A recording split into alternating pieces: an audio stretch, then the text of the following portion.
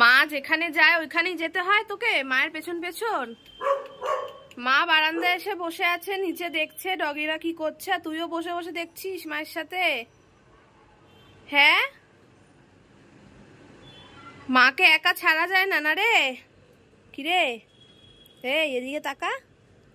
মাকে একা ছাড়া যায় না না, মাকে একা ছাড়াই যায় না বল। হ্যাঁ মা কিছু বলো। কি বলবো, আমি বসে আছি আর ও এসে বসে আছে, কি বলবো।